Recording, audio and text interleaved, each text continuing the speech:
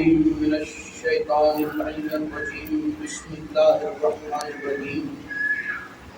الحمد لله الذي لا يبلغ بدعته القاعدون ولا يحصي نعماه العادون ولا يعدي حقه المجتهدون الذي لا يدركه بعد الحمر فلا يناله قوس الفتن الذي ليس لصفته حد محدود ولا نعت موجود ولا وقت معدود ولا أجل ممدود فطر الخلائق بقدرته ونشر الرياح برحمته وودد الصخور ميدان أرضه. أول دين معرفته وكمال معرفته التصديق به وكمال التصديق به التوحيد وكمال التوحيد إخلاص له نفي الصفة عن كل شهادة صفة لأنه غير الموصوف أنه غير الصفة. ومن وصف الله سبحانه فقد قرنه ومن قرنه فقد صناه ومن صناه فقد جزاه ومن جزاه فقد جهله ومن جهله فقد إشار إليه ومن إشار إليه فقد حده ومن حده فقد حده. الصلاة والسلام والتحية والإكرام على النبي الرحمة وخازن المغفرة وقائد خير والبركة ومنقذ العباد من الحلقة سيدنا ومولانا أبي القاسم محمد اللهم صل على محمد وعلى آله الطيبين الطاهرين المعصومين المظلومين سيما لا بقية الله في الأرض وحجة الله على الخلق العدل المشتهر والمهدي المنتظر أجل الله تعالى صلوات اللهم صل على محمد وآل محمد. اللعنة الدائمة باقية على أعدائهم ومنكر فضائلهم وغاصب حقوقهم أجمعين. أما بعد فقد قال سبحانه وتعالى في محكم خطابه المجيد وفرقانه الحميد وقوله الحق. بسم الله الرحمن الرحيم. من المؤمنين رجال صدقوا ما عاهدوا الله عليه فمنهم من قضى نحبه ومنهم من ينتظر وما بدلوا تبدیلا. صلوات اللهم صل علی محمد وعلى محمد. حضرات سے گزارش کروں گا کہ جو باہر کی طرف تشریف فرمائے، ابھی اندر کافی فرش ادا پہ جگہ ہے تو تھوڑا سا اندر کی طرف تشریف لائیں اور آپ حضرات اگر تھوڑا سا اور اوپر سے متصل ہو جائیں تاکہ مل کے برکتیں سمیٹنے میں آسانی ہو اور بعد میں آنے والوں کے لیے بھی آسانی ہو. ایک دفعہ مل کے علی اور اولاد علی کی ذات پر بلند آواز سے صلوات بعنوان اصحاب معصومین علیہ السلام.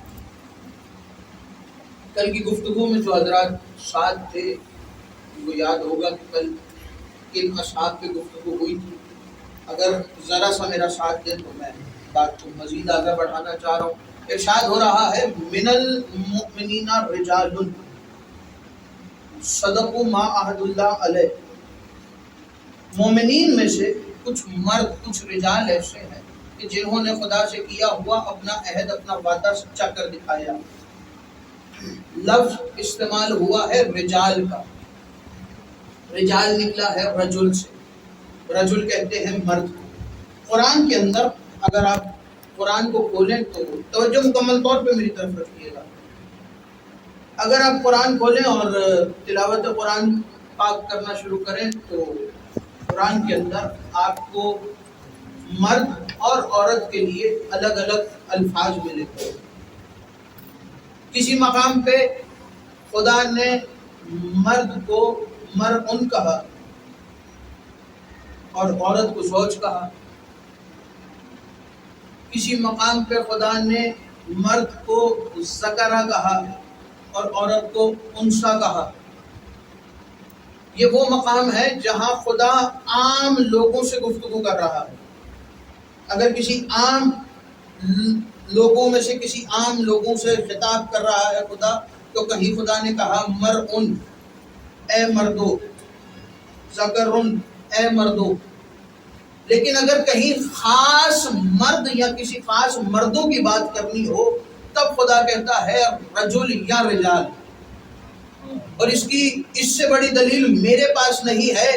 مذہب شیعہ کے اندر سارے شیعہ اس حدیث سے واقف ہے کہ خیبر کے میدان میں رسول نے کہا تھا روٹی عدن غدن رایتن غدن، میں کل علم مرد کو دوں گا. ماشاءاللہ ماشاءاللہ، میں کل علم مرد کو دوں گا. رجال، رسول نے لفظ استعمال کیا ہے رجل، رسول نے لفظ استعمال کیا ہے رجل. محمد مصطفیٰ نے بتایا کہ دنیا والوں جہاں رجل آ جائے خاص مرد کی بات ہو رہی ہے. اور رسول نے بھی بتایا اے میرے اصحاب، میں تم لوگوں کی بات نہیں کر رہا، میں رجل کی بات کر رہا ہوں. اور تم لوگوں میں مرد صرف علی ہے. تم لوگوں میں مرد رجل رجال صرف علی ہے. ایک بندہ حضرت امام جعفر صادق علیہ السلام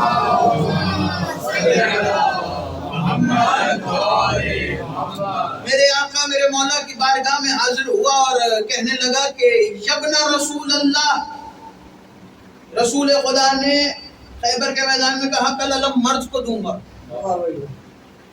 تو دیا علی کو. یہ جو باقی تھے کیا یہ مرد نہیں تھے؟ امام نے کہا مرد وہ بھی تھے، مرد وہ بھی تھے، لیکن رسول بتانا چاہ رہے ہیں. اس نے کہا یار جب نہ رسول اللہ بتائیے کہ رسول کیوں مخصوص کر رہے ہیں کہ کل علم مرد کو دوں. حالانکہ رسول کے ساتھ تو کافی لشکر گیا تھا اور سارے کے سارے مرد تھے. ماشاءاللہ سب کی داڑیاں بھی تھیں، ماشاءاللہ سب اتنے بڑے بڑے اصحاب تھے تو مرد تھے سارے. امام نے فرمایا سنو، میں جملہ آہستہ سے آپ کے حوالے کر رہا ہوں، آپ نے آہستہ سے سننا نہیں ہے. جملے کا جو حق ہے آپ نے اس کا حق ادا کرنا ہے. امام نے فرمایا سنو، رسول کی حدیث کے مطابق مرد یا تو علی اور اولاد علی ہے یا وہ ہے جس کے دل میں ولایت علی ابن ابی طالب، یا وہ ہے کہ جس کے دل میں علی کی ولایت ہے. باقی لمبی لمبی داڑیوں والے کوئی مرد نہیں ہے. صرف مرد وہ ہے جو علی اور اولاد علی کی محبت دل میں رکھتا ہے، علی اور اولاد علی کی ولایت کو دل میں رکھتا ہے. امام نے بتایا تو مرد، خدا فرما رہا ہے من المؤمنین الرجال، ہم نے مومنین میں سے بھی کچھ خاص مردوں کو چنا ہے. مومنین میں سے بھی کچھ خاص مردوں کو سنا ہے. 8 مجلسیں پچھلے عشرے کی، 1 مجلس کل کی، اصحاب معصومین کے عنوان سے. اور اگر زندگی رہی حضرت ابو الفضل عباس کا سایہ سر پہ قائم رہا، انشاءاللہ اگلی 2 مجلسیں اور اس کے بعد ایک اور خمسہ اسی عنوان کے ساتھ میں آپ کے حوالے کروں گا. توجہ مکمل طور پر میری طرف رکھیے گا. اصحاب معصومین من المؤمنین الرجال، مومنین میں سے کچھ مرد. کل جو میرے ساتھ آئے تھے تو خاص مردوں کا ذکر ہوا تھا. ایک علی کا سلمان، ایک علی کا میثم تمار. من المؤمنین الرجال، ان میں سے 2 کا ذکر ہوا تھا، علی کا سلمان، علی کا میثم. رسول نے فرمایا ارکان میں اربع 4 ہے. توجہ میری طرف رکھنا، ارکان میں اربع 4 ہیں. 4 لوگ ایسے ہیں کہ جن کو آپ ارکان اربع کہہ سکتے ہیں. پہلا ہے رسول کا اور علی کا عمار، دوسرا ہے رسول کا مقداد، تیسرا ہے رسول کا ابو ذر، چوتھا ہے سلمان محمدی. یہ 4 وہ ہیں کہ جنہوں نے آپ ارکان اربع کہہ سکتے ہیں. کل ایک ارکان اربع میں سے ایک کا ذکر ہو گیا. اب میرے ساتھ چلنا، یہ وہ گھرانہ ہے، یہ وہ گھرانہ ہے کہ جسے کوئی داد نہیں دیتا، یہ اسے مقداد کر دیتے ہیں. جسے کوئی داد نہیں دیتا یہ اسے مقداد کر دیتے ہیں. مقداد ابن اسود الکندی، کندی قبیلے کا شہزادہ، اسود کا بیٹا مقداد، رسول کا صحابی، علی کا صحابی. یہ رسول کا توجہ، یہ رسول کا وہ صحابی ہے جس کے بارے میں خود امام جعفر صادق علیہ السلام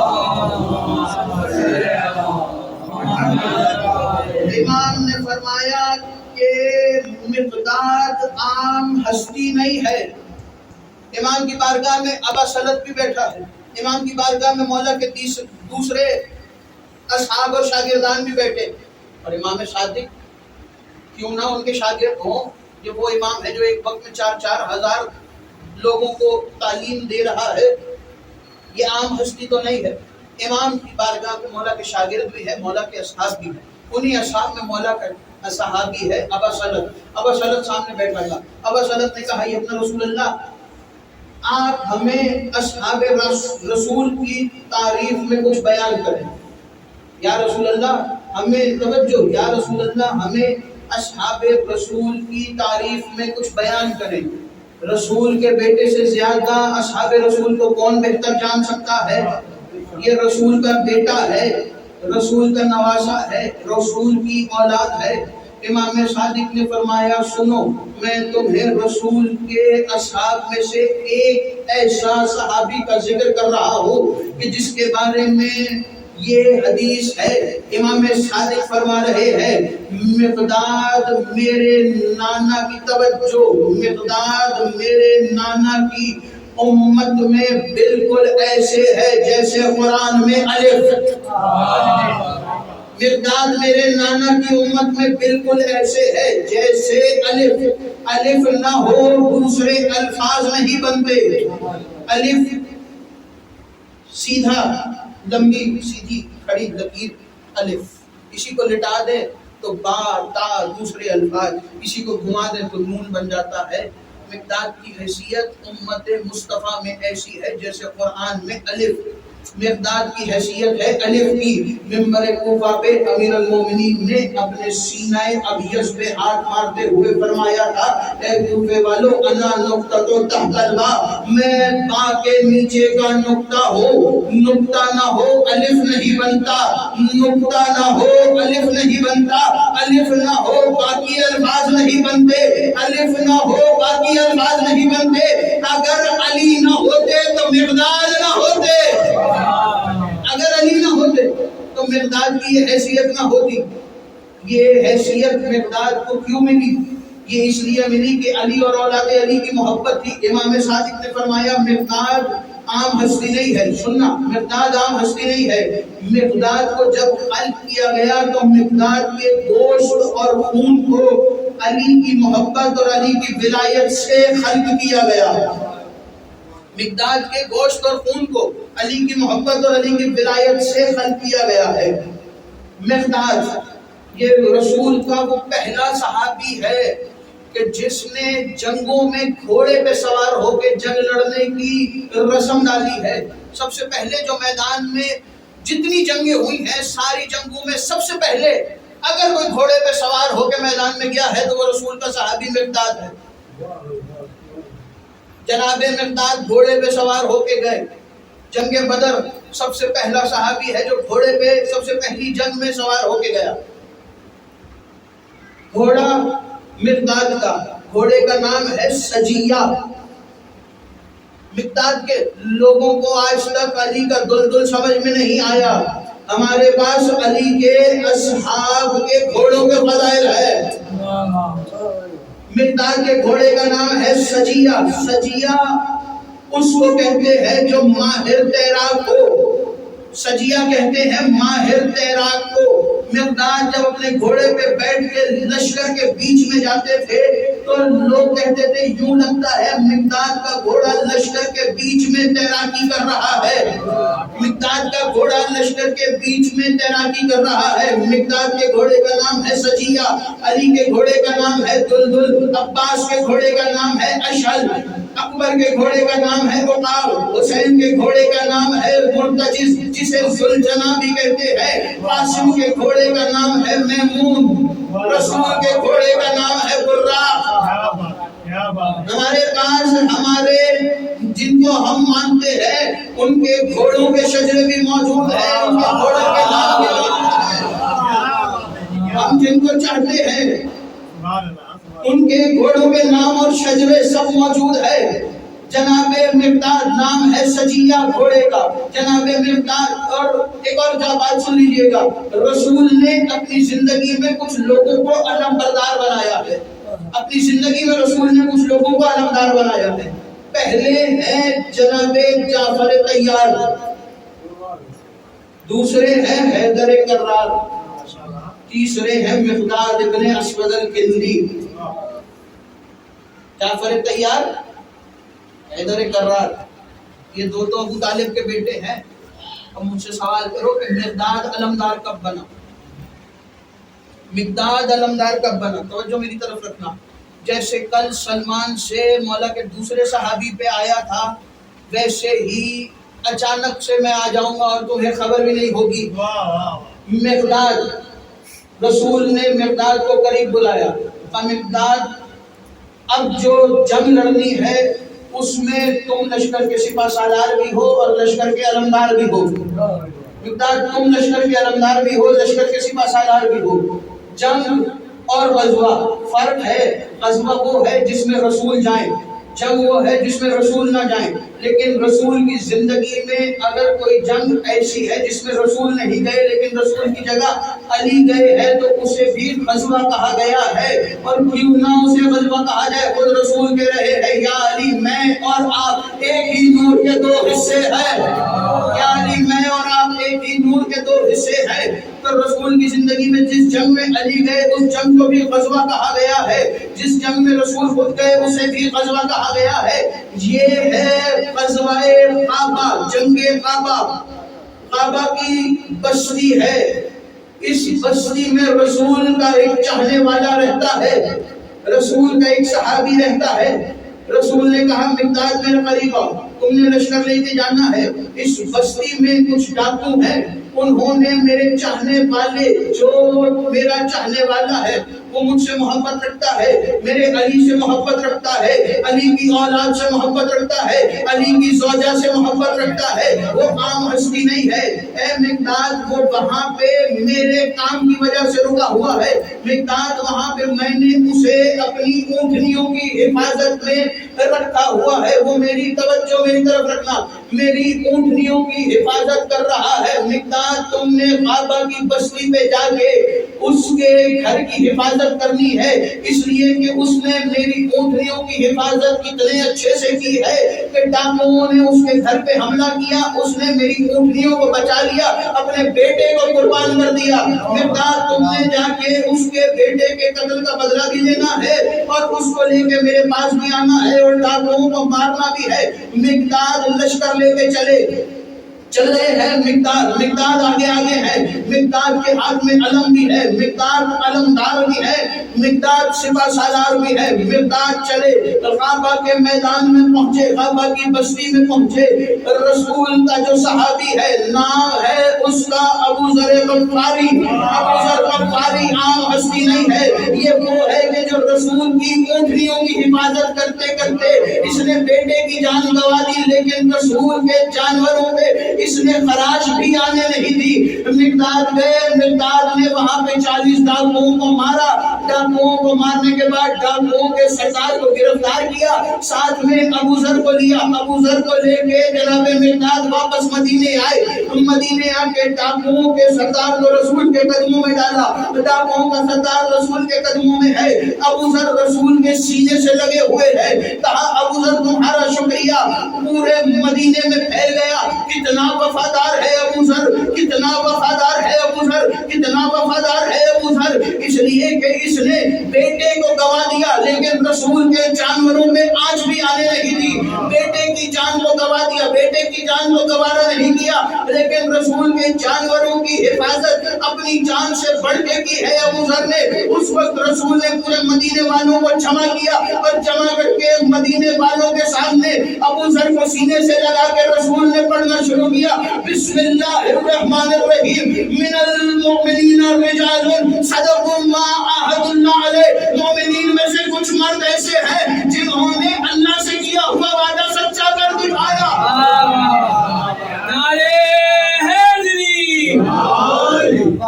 मोमिनीन में से कुछ मर्द ऐसे हैं जिन्होंने अल्लाह से किया हुआ वादा सच्चा कर दिखाया। ए अबू ज़र, मिक़दाद के बाद अबू ज़र, ए अबू ज़र, तुम तन्हा रहोगे, तन्हा मारे जाओगे। रसूल फरमान, तन्हा रहोगे, तन्हा मारे जाओगे, तन्हा दफन किए जाओगे, तन्हा कब्र में से उठाए जाओगे और तन्हा ही जन्नत में दाखिल हो जाओगे। तन्हा अबू ज़र अपनी कब्र में किसी को शरीक नहीं बना रहे। इमाम का फरमान है कि जब क़यामत वाले रोज लोग अपनी कब्रों से उठाए जाएंगे तो एक एक कब्र से 70 बंदे उठेंगे। रसूल ने कहा अबू ज़र तुम तन्हा उठोगे, तुम्हारे साथ कोई और नहीं आएगा, तुम तन्हा रहोगे। तुम्हें इश्क़े अली में अबू ज़र तन्हाई की सजा दी जाएगी। अबू ज़र मदीने की गलियों में रसूल की सुन्नत पे अमल करते हुए, कौन सी रसूल की सुन्नत? अबू ज़र ने मस्जिद नबी में रसूल से हदीस सुन रखी थी कि रसूल ने अपने सहाबा के मजमे में बैठ के कहा था, ज़िक्रो अली इबादत, अली का जिक्र इबादत है। इस हदीस पर अमल करते हुए, रसूल की सुन्नत पे अमल करते हुए अबू ज़र मदीने की गलियों में फिरते तो मदीने की गलियों में अबू ज़र की आवाज होती, अली अली अली अली अली अली अली। अबू ज़र मक्के में आते तो अबू ज़र करते अली अली अली अली। अबू ज़र कूफे में जाते तो अबू ज़र करते अली अली अली अली। मदीने वाले ने परेशान होकर खत लिखा शाम वाले को, शाम वाले मैं अबू ज़र को जिला बदल करके शाम भेज रहा हूँ। अब मैं देखता हूँ कि तेरी मौजूदगी में अबू ज़र अली का जिक्र कैसे करता है, मेरी तरफ देख रहा। अब मैं देखता हूँ कि अबू ज़र शाम में अली अली कैसे करता है, अबू ज़र शाम में कैसे अली का जिक्र करता है, अबू ज़र कैसे शाम की गलियों में अली अली करेगा। लो आ गया रसूल का सहाबी अबू ज़र, चलते चलते मदीना से निकल के शाम में अबू ज़र का पहला दिन है। अबू ज़र को बुलवाया गया दरबार में। अबू ज़र दरबार में आए, फकीर शाम मिंबर में बैठा था। फकीर शाम ने अबू ज़र की तरफ देख के कहा, अबू ज़र क्या इरादा है अब तेरा? अबू ज़र ने मुस्कुरा के कहा, रसूल ने फरमाया अल हक़ व अली व अली माशाअल्लाह। रसूल ने फरमाया हक़ अली के साथ है, अली हक़ के साथ है। उसने कहा अबू ज़र अली को छोड़ दे। अबू ज़र ने कहा तू मुझे कत्ल भी कर दे, मैं कहूँगा अली हक़ अली हक़ अली हक़ अली हक़। अबू ज़र ने कहा मैं सिर्फ अली का जिक्र करूँगा, तू मुझे कत्ल कर दे, तू मुझे मार दे, तू मुझे कुछ भी कर दे। उसने कहा अगर ऐसी बात है, अब शाम में भी परेशानी आ गई, मदीने वाले भी परेशान हो गए कि अबू ज़र तो अली को छोड़ ही नहीं रहा, हम करें तो करें क्या? शाम वाले ने मदीने वाले को खत लिखा, मदीने वाले ने शाम वाले को खत लिखा। दोनों ने फैसला किया कि अबू ज़र को शहरों से निकाल के सहरा की तरफ जिला बदल किया जाए। अबू ज़र को सहरा की तरफ, मैं आखिरी जुमले पढ़ रहा हूँ फदाइल के, अबू ज़र को सहरा की तरफ जिला बदल किया जाए। अबू ज़र को शाम से निकाल के सहरा की तरफ भेजा गया। अबू ज़र अपनी ज़ौजा और अपनी बेटी को, बेटा तो रसूल के कुर्बान कर चुके थे अबू ज़र बेटी और ज़ौजा को लेके शाम से निकले, सहरा में पहुंचे। पहला दिन गुजरा, दूसरा दिन गुजरा, तीसरा दिन गुजरा, चौथा दिन गुजरा, पांचवा दिन गुजरा, छठा दिन आया। अबू ज़र ने कहा कहीं इनकी साजिश कामयाब न हो जाए कि मैं अली का जिक्र छोड़ दूं, इसलिए कि मैं तन्हा हूं। अबू ज़र ने यूं सर उठा के सहरा में एक नजर उठाई, सहरा की तरफ देखना शुरू किया। पूरे सहरा में चारों तरफ अबू ज़र ने देखा, दूर अबू ज़र को पहाड़ियां नजर आई, इस तरफ देखा दूर अबू ज़र को झाड़ियां नजर आई, उस तरफ देखा दूर अबू ज़र को दरख्त नजर आए। अबू ज़र ने कहा पहाड़ों आओ, दरख्तों आओ, झाड़ियों आओ, मैं तुम्हें सहरा में खड़े होके अली के फज़ाइल सुनाऊं।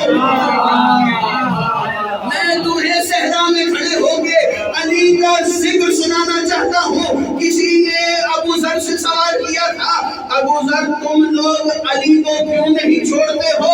ابو ذر علی کو چھوڑ دو۔ ابو ذر نے کہا تھا ہم علی کو اس لیے نہیں چھوڑتے کہ رسول نے فرمایا ولایت علی ابن ابی طالب واجب ہے، علی کی محبت واجب ہے، علی کی ولایت واجب ہے۔ لو عزیزو آ گیا وہ وقت، تنہا ابو ذر پورے صحرا میں علی علی علی کی صدائیں دیتے ہوئے اپنی زندگی کو گزار رہے تھے۔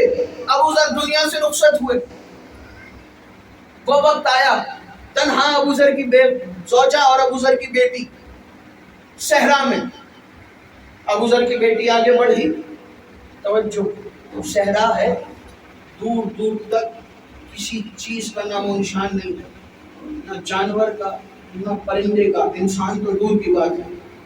ابو ذر کی بیٹی آگے بڑھی، آگے بڑھ کے ابو ذر کی بیٹی نے آواز دی کیا کوئی ہے جو رسول کے صحابی کا جنازہ پڑھے؟ کیا کوئی ہے جو رسول کے صحابی کا جنازہ پڑھے؟ ابو ذر کی بیٹی نے آواز دی، وہیں سے ایک قافلہ گزر رہا تھا، وہ قافلہ تھا رسول کے اس صحابی کا کہ جو 7 لوگ رسول کے جنازے میں شریک ہوئے تھے، ان میں سے وہ 7واں تھا جناب مسعود۔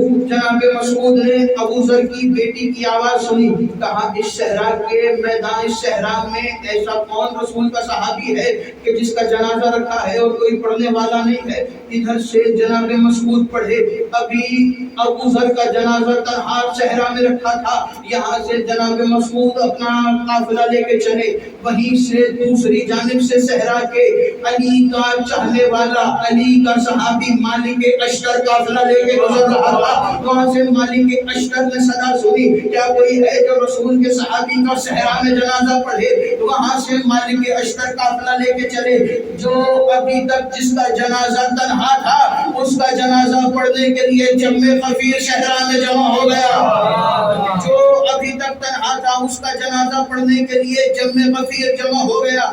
مالک اشتر، مسعود، ابو ذر کا جنازہ پڑھ رہے، 7 افراد ہیں، اور یہ جو 7 افراد ہیں نا رسول کے جنازے والے، ان کا جنازہ غیر نے نہیں پڑھایا۔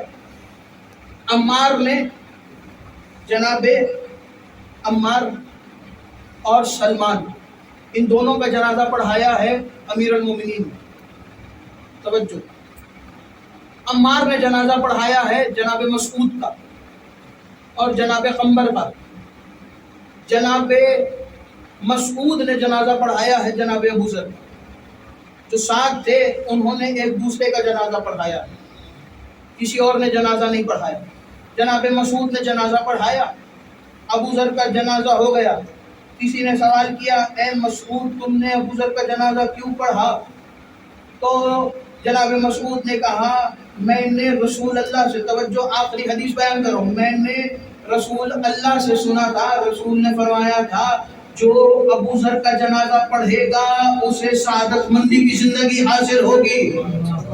جو ابو ذر کا جنازہ پڑھے گا اسے سعادت مندی کی زندگی حاصل ہوگی۔ جو علی کا چاہنے والا ہو وہ صحرا میں بھی مر جائے تنہا نہیں ہوتا۔ علی کے چاہنے والے کے جنازے پہ لاکھوں لوگ ضرور آتے ہیں، ہزاروں لوگ ضرور آتے ہیں۔ اگر علی کا خالص شیعہ ہے، علی کا خالص چاہنے والا ہے تو کبھی بھی بے وارث نہیں مرتا، اس کے جنازے وارثوں والے ہوتے ہیں۔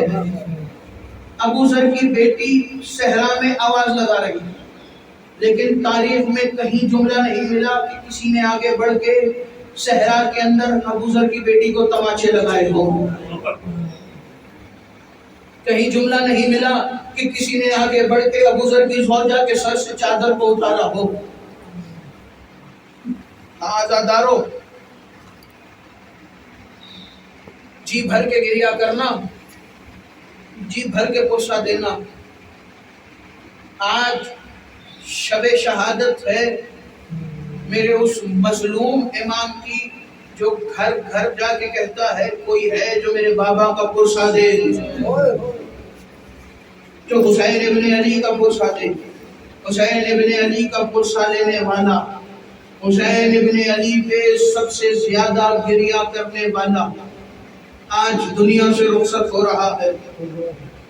آزاداروں، جب بھی مجلس میں آتے ہو تو یہی کہتے ہو نا کہ اے سید سجاد، ہم آپ کو آپ کے بابا کا پرسہ دیتے ہیں، لیکن آج جو پرسہ لینے آتا ہے آج اس کا پرسہ دینا ہے۔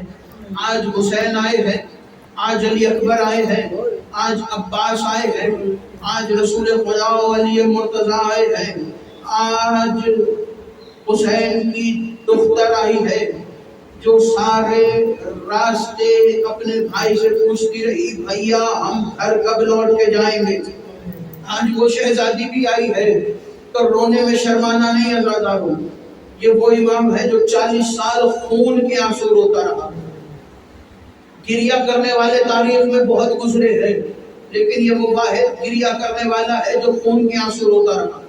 تاریخ نے لکھا، میری طرف دیکھتا، 5 ہستیاں ہیں کہ جنہوں نے تاریخ میں سب سے زیادہ گریہ کیا۔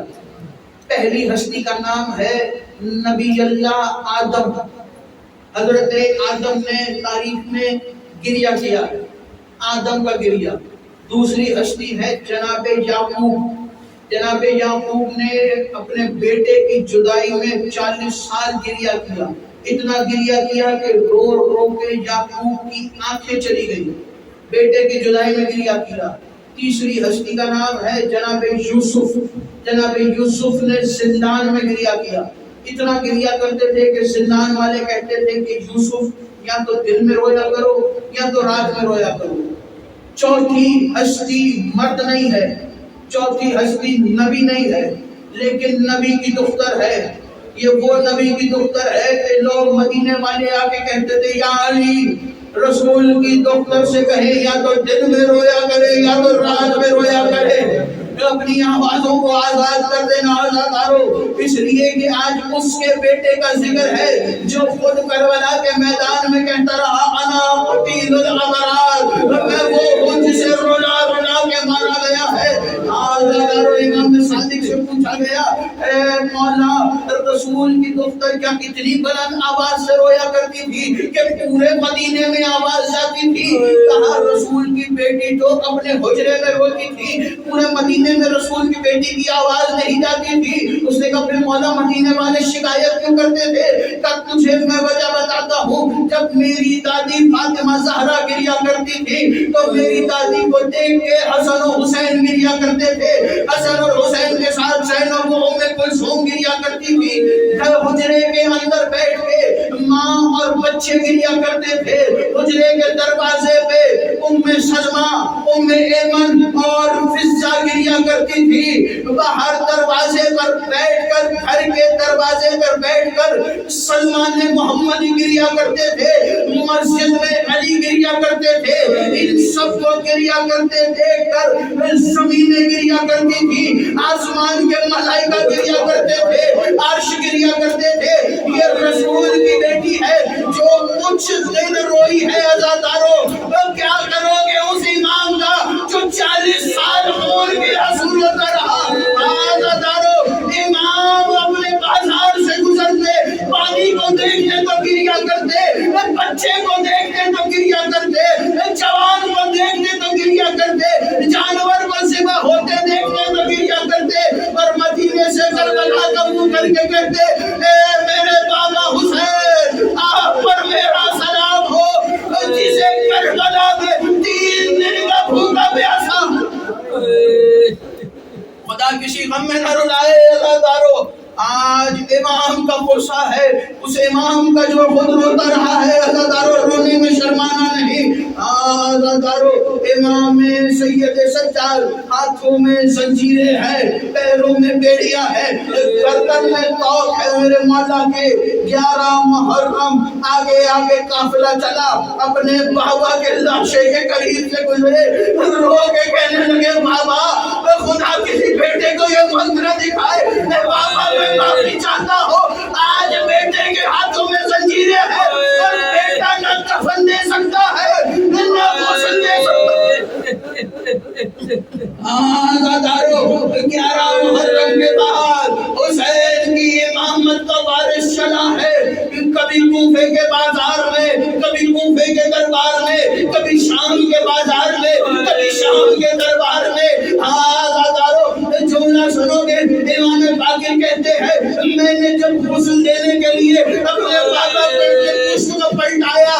میرے بابا کی پوسٹ پہ اتنے قادیانیوں کے نشان لگے تھے کہ پوسٹ پہ کوئی جگہ خالی نہیں تھی۔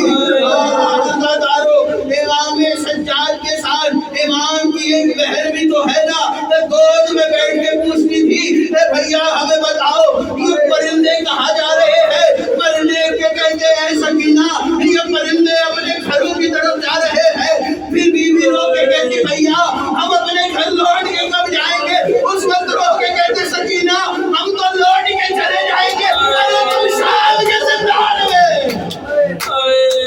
اے سکینہ تم شام کے زندان میں۔ بھائی بہنوں کا آسرا ہوا کرتے ہیں۔ کتنی محبت تھی صغرا کو علی اکبر کے ساتھ، جیسی محبت صغرا کی علی اکبر سے تھی ویسے ہی محبت سکینہ کو سجاد سے تھی۔ بار بار بھائی اگر بہن کے ساتھ چھوٹا بھائی بھی بازار میں چلا جائے تو بہن کو آسرا ہوتا ہے کہ ٹھیک ہے چھوٹا ہے لیکن میرے ساتھ تو ہے نا، مجھے کوئی مسئلہ نہیں ہوگا۔ بھائی آگے آگے چلتا ہے اپنی بہنوں کے لیے راستہ بناتا ہے، لیکن علی اور اولاد علی کی قسمت عجب ہے، جس نے راستہ بنانا تھا اس کے ہاتھ زنجیروں میں جکڑے تھے، گردن میں توپ تھا، اور کوئی پشت پہ تازیانے مارتا، کوئی پتھر اجرکم من اللہ اجرکم من الزہرا، خدا کسی غم میں نہ اٹھائے اپنی آنکھوں کو آزاد کرنا۔ سیدہ کو جیسے تمہاری آنکھ کے آنسو پسند ہے ویسے ہی گریے کی بلند آوازیں بھی پسند ہے۔ بہن بھائیوں کا بہنیں بھائیوں کا بھائی بہنوں کا مان ہوتے ہیں۔ کتنا مان تھا سکینہ کو، بھائی اگر بہن کے ساتھ ہو تو بہن اور بھائی کا رشتہ عجب ہے۔ بھائی بہنوں کو کی طرف دیکھ کے کہتے ہیں اے بہن تو پریشان نہ ہو میں تیرے ساتھ ہوں، اے میری بہن تو پریشان نہ ہو میں تیرے ساتھ ہوں۔ لیکن شام کے بازار میں تاریخ نے منظر عجب دیکھا، بھائی بہنوں کو حوصلہ دیتے ہیں۔ یہاں 4 سال کی بہن ہاتھ مان کے کہتی تھی بھیا سجاد آپ گریا نہ کرے، اے بھیا آپ نہ رویا کرے، رو کے کہتے سکینہ بھائی بہنوں کو حوصلہ دیتے ہیں تو مجھے کیوں حوصلہ دے رہی ہے؟ رو کے کہتی ہے اے بھیا اگر شام کے بازار میں سکینہ مر گئی تو تم لاشا اٹھا لو گے، ارے اگر تم مر گئے لاشا کون اٹھائے؟ اے بھیا لاشا کون اٹھائے گا؟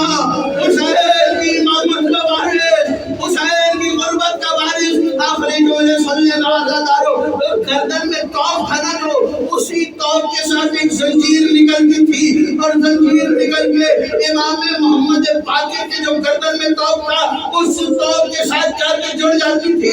امام باقر چونکہ چھوٹے تھے، امام سید سجاد کی کمر جھکی رہتی تھی، اس لیے کہ اگر امام سید سجاد اپنی کمر کو پشت و سیدھا کرتے تو امام محمد باقر کی گردن دب جاتی تھی۔ آزاداروں کتنا غریب امام ہے میرا، 40 سال خون کی آنسو رویا ہے لیکن کربلا میں خون کی آنسو نہیں رویا، لیکن کوفہ میں خون کی آنسو نہیں رویا۔ مجھ سے سوال کرو میرا مولا خون کی آنسو کب رویا؟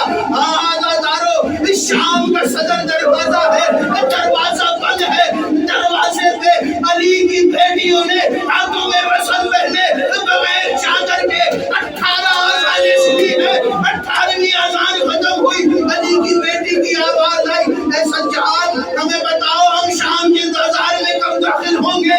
ابھی اتنا کہنا تھا سید سجاد کی پشت جھکی تھی، امام باقر کی آواز آئی اے بابا میری فکر چھوڑو، مجھے فکر میری فکر چھوڑو، لیکن ذرا پشت کو سیدھا کر کے شام کے بازار کا منظر دیکھو۔ سید سجاد نے پشت کو سیدھا کیا، آنکھ سے پہلا آنسو نکلا، ارے شام کے بازار میں لاکھوں کا مجمع ہے، سب کے ہاتھ میں شراب کے جام ہے، اس مجمع سے علی کی بیٹیوں نے بغیر چادر کے اجرکم من اللہ اجرکم من اللہ